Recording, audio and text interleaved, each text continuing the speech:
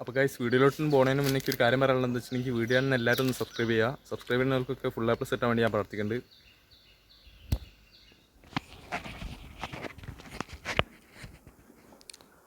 അപ്പോൾ ഗൈസ് ഇന്ന് വന്നിട്ട് SLC-കാർക്കുള്ളൊരു സ്റ്റഡി പ്ലാനാണ് കെമിസ്ട്രി ഏകദേശം 2 ദിവസം ലീവുണ്ട്. 22-ാം തീയതി രാവിലെ 9 മണിക്കാണ് ഞാൻ ഈ വീഡിയോ അപ്ലോഡ് ചെയ്തത്. നിങ്ങളെപ്പോഴാണ് കാണുന്നത് കേരള 22, 23, 24-ാം തീയതിയാണ് പരീക്ഷ. ഏകദേശം 2 ദിവസം ലീവ് ഇട്ടിന്. ഫിസിക്സ് എക്സാം കഴിഞ്ഞ് നിന്നിട്ട് നിങ്ങൾ എന്തെങ്കിലുമൊക്കെ പഠിച്ചിട്ടുണ്ടാവുമെന്നാണ് ഞാൻ വിചാരിക്കുന്നത്. കാരണം ഉച്ചയ്ക്ക് എക്സാം കഴിഞ്ഞ് ഇവിടെ വീട്ടിലെത്തിയിട്ടുണ്ടാവും. പഠിച്ചില്ലെങ്കിൽ കുഴപ്പമില്ല, കാരണം 2 ദിവസം കൊണ്ട് സിമ്പിളായിട്ട് A+ നേടാൻ കഴിയും. കാരണം പറയുകയാണെങ്കിൽ നമ്മളെ ഈ ബയോസയൻസുകാർക്കൊക്കെ +2 പഠിക്കുന്ന ബയോസയൻസുകാർക്കൊക്കെ ആകെ 1.5 ദിവസമാണ് ലീവ് കിട്ടിയിട്ടുള്ളത് കെമിസ്ട്രി എക്സാം ചെയ്താൽ. അതാണെങ്കിൽ 10 ചാപ്റ്റർ ഉണ്ട്, ഭയങ്കര ടഫായിട്ടുണ്ട് കെമിസ്ട്രി. അപ്പോൾ ഓലൊക്കെ അവസ്ഥ വെച്ച് നോക്കുകയാണെങ്കിൽ നിങ്ങൾക്കൊക്കെ ഭയങ്കര സിമ്പിളാണ്. 2 ദിവസം ഗ്യാപ്പ് ഇട്ടിന്. പോരാത്തന്നെ 7 ചാപ്റ്റർ ഉള്ളൂ. അതിൻ്റെ വെയിറ്റേജൊക്കെ ഞാൻ ഏകദേശം നോക്കിയിരുന്നു ഇപ്പം. അപ്പോൾ ഞാൻ പറയുകയാണെങ്കിൽ എന്തായാലും നിങ്ങൾക്ക് ഒരു ദിവസം ഞാൻ എന്തായാലും ചാപ്റ്റേഴ്സ് പഠിക്കാൻ തന്നെ തരും. 22-ാം തീയതി മൊത്തം ചാപ്റ്റേഴ്സ് പഠിക്കാൻ ഞാൻ തരും. കാരണം 7 ചാപ്റ്റേഴ്സ് ഉണ്ട്. 7 ചാപ്റ്റേഴ്സ് നിങ്ങൾക്ക് ഏത് ലൈവ് വേണമെങ്കിൽ കാണാം, അല്ലെങ്കിൽ നിങ്ങൾക്ക് നോട്ട് നോക്കി പഠിക്കാൻ കഴിയുകയാണെങ്കിൽ അങ്ങനെ പഠിക്കുക, അല്ലെങ്കിൽ ടെസ്റ്റ് നോക്കി പഠിക്കുകയാണെങ്കിൽ അങ്ങനെ പഠിക്കുക. 7 ചാപ്റ്റേഴ്സ് ഉണ്ട്, അത് ക്ലിയർ ആയിട്ട് പഠിക്കുക. വെയിറ്റേജിൻ്റെ ഓർഡർ പറയുകയാണെങ്കിൽ 1, 3, 6, 7 ഇതിലാണ് നല്ല വെയിറ്റേജ് ഉള്ളത്. 8-9 മാർക്ക് വെയിറ്റേജ് ഉണ്ട്. പിന്നെ അതിൻ്റെ ഇടയിൽ ഗോഷ്യസ് ലോ അങ്ങനത്തെ ആ പാടൊക്കെ ഉണ്ടല്ലോ, സെക്കൻഡ് ചാപ്റ്റർ ഗോഷ്യസ് ലോ അങ്ങനത്തെ ചാപ്റ്ററൊക്കെ ഉണ്ട്, അതൊക്കെ പഠിക്കുക. അപ്പോൾ വെയിറ്റേജിൻ്റെ ഓർഡർ നോക്കിയിട്ട് പഠിക്കേണ്ട ആവശ്യമില്ല, ഓർഡറിൽ തന്നെ പഠിക്കാൻ നല്ലത്. 1, 2, 3 അങ്ങനെ പഠിക്കാൻ നല്ലത്. കാരണം ചിലപ്പോൾ എന്തെങ്കിലും കണ്ടിന്യൂഷനൊക്കെ ഉണ്ടെങ്കിൽ കണ്ടിന്യൂഷൻ ഉണ്ടാവാൻ അധികം ചാൻസ് ഇല്ല. +2, +1 കണ്ടിന്യൂഷനൊക്കെ ഉള്ളത് ചാപ്റ്ററിന് കുഴപ്പമില്ലാത്ത രീതിയിലുണ്ടാവും. അപ്പോൾ നിങ്ങൾ അങ്ങനെ എന്തായാലും ഒരു ദിവസം കൊണ്ട് ഫുൾ ചാപ്റ്റേഴ്സ് കവർ ചെയ്യുക. എന്തെങ്കിലും ലൈവ് കണ്ടിട്ട് നിങ്ങൾക്ക് ലൈവ് കണ്ടിട്ട് അങ്ങനെ കവർ ചെയ്യുക. പിറ്റേ ദിവസം മുതൽ ക്വസ്റ്റ്യൻസ് ചെയ്യുക. മാക്സിമം കുറച്ചൊക്കെ ടെസ്റ്റിലുള്ള ക്വസ്റ്റ്യൻസും ചെയ്താൽ നോക്കുക. ഇപ്പോൾ നിങ്ങളിൽ വേറെ ഏതെങ്കിലും ഗൈഡ് ഉണ്ടെങ്കിൽ രാവിലെ നല്ല നേരത്തെ എണീറ്റിട്ട് ഉള്ള കാര്യം പറ്റില്ല, ഒരു 5 മണിക്കൊക്കെ എണീക്കാൻ കഴിയുകയാണെങ്കിൽ നിങ്ങൾക്ക് കഴിയണ അത്രയും നേരത്തെ എണീക്കുക. എന്നിട്ട് ഇന്നലെ അടുത്ത് നമ്മളിപ്പോൾ ഫുള്ള് ചാപ്റ്റർ തീർത്തല്ലോ, ആ ചാപ്റ്റർ രാവിലെ ഒന്ന് ഫുള്ള് റിവൈസ് ചെയ്യാൻ വലിയ ടൈമൊന്നും വേണ്ട, പെട്ടെന്ന് റിവൈസ് ചെയ്യും. ഇപ്പോൾ റിവൈസ് ചെയ്യാനുണ്ടെങ്കിൽ നിങ്ങൾ ചാപ്റ്ററൊക്കെ പഠിച്ച് കഴിഞ്ഞിട്ടുണ്ടാവില്ലോ, അത് ജസ്റ്റ് ഇങ്ങനെ നോക്കുക. അപ്പോൾ നിങ്ങൾക്ക് കിട്ടാത്ത വേർഡ്സ് തീരെ കിട്ടാത്തൊക്കെ ഉണ്ടെങ്കിൽ ഒന്ന് എഴുതി വെക്കുക. പിന്നെ പറയുകയാണെങ്കിൽ ഏറ്റവും ഇമ്പോർട്ടൻറ്റ് കാര്യം എന്താ വെച്ചിട്ടുണ്ടെങ്കിൽ ഈ ഇതൊക്കെ ഉണ്ടല്ലോ, മോൾ നമ്പർ മോളിൽ അങ്ങനെ പറഞ്ഞിട്ട് 6.02 × 10⁻23 അങ്ങനത്തെ നമ്പറുകൾ, പിന്നെ പീരിയോഡിക് ടേബിളിലുള്ള ആദ്യത്തെ 30 എലമെൻറ്റൊക്കെ കാണാതെ പഠിക്കണമല്ലോ. പിന്നെ ഓർഡർ ഓഫ് റിയാക്ടിവിറ്റി അതൊക്കെ പഠിക്കാനുണ്ടല്ലോ നിങ്ങൾക്ക്, അതൊക്കെ ഒന്ന് ജസ്റ്റ് എഴുതി വെക്കുക. അത് വീഡിയോ കാണുന്നതിനനുസരിച്ചിരിക്കും. ഇപ്പോൾ 22-ാം തീയതി നിങ്ങൾ ഈ വീഡിയോ കാണുന്നുണ്ടെങ്കിൽ എന്തായാലും ഇന്ന് എഴുതി ഒട്ടിച്ച് വെക്കുക. കാരണം ഇടയ്ക്കിടയ്ക്ക് നോക്കുമ്പോൾ നമുക്ക് പെട്ടെന്ന് ക്യാച്ച് ചെയ്യാൻ കഴിയും ആ നമ്പറൊക്കെ. നിങ്ങൾ മറന്നു പോവുകയാണെങ്കിൽ നിങ്ങൾക്ക് നല്ല ഓർമ്മ ഉണ്ടെങ്കിൽ കുഴപ്പമില്ല.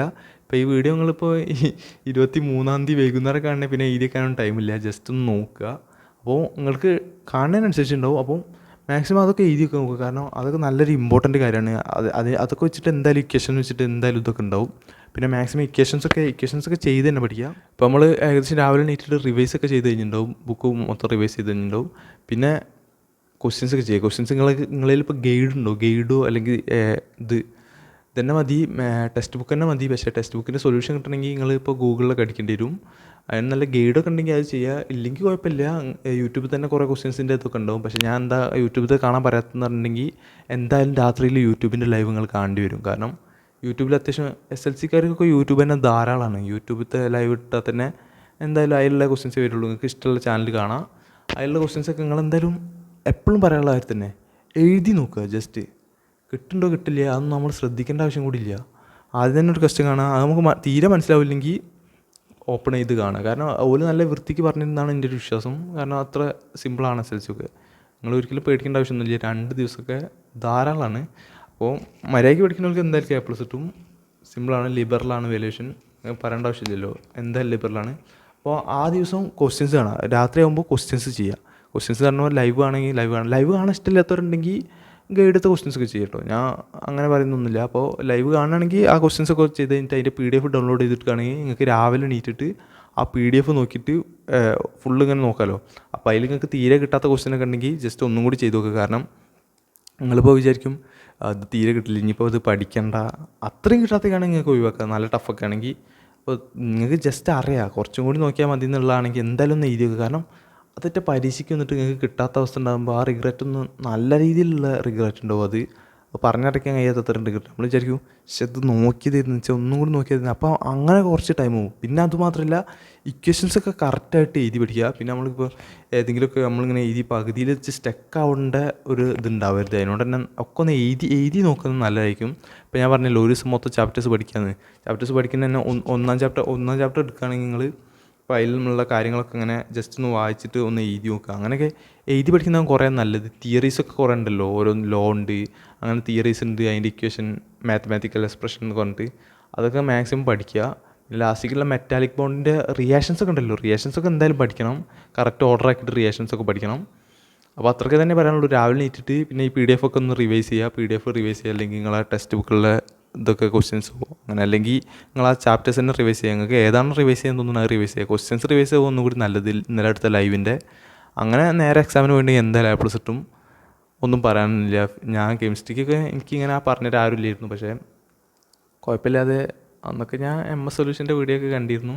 ഇപ്പോൾ MS സൊല്യൂഷനൊക്കെ അറസ്റ്റിലാണ്. എന്നാലും എനിക്ക് ഒന്നേ പറയാനുള്ളൂ, മാക്സിമം ട്രൈ ചെയ്യുക. നമ്മളെ മാക്സിമം കൊടുക്കുക വെച്ചാൽ മാക്സിമം കൊടുത്തു കഴിഞ്ഞാൽ പിന്നെ പേടിക്കേണ്ട ആവശ്യമൊന്നുമില്ല. കിട്ടുമോ കിട്ടില്ല അതൊക്കെ നെക്സ്റ്റ് കാര്യമാണ്. നമ്മളെ മാക്സിമം കൊടുക്കുക എന്നുള്ളതാണ് ആദ്യത്തെ കാര്യം. നിങ്ങളെ കൊണ്ട് കഴിയും. എന്താ ചെയ്യാത്തത്? അപ്പോൾ എന്തായാലും ഒന്ന് സബ്സ്ക്രൈബ് ചെയ്യുക. സെക്കൻഡ് ചാനലൊക്കെ പുതിയ വീഡിയോസൊക്കെ വന്നിട്ടുണ്ട്. അപ്പോൾ എല്ലാവർക്കും വേണ്ടി പ്രാർത്ഥിക്കുന്നു. നല്ല റിസൾട്ട് തന്നെ കിട്ടട്ടെ, അതായത് ഫുൾ A+ തന്നെ കിട്ടട്ടെ. All the best guys.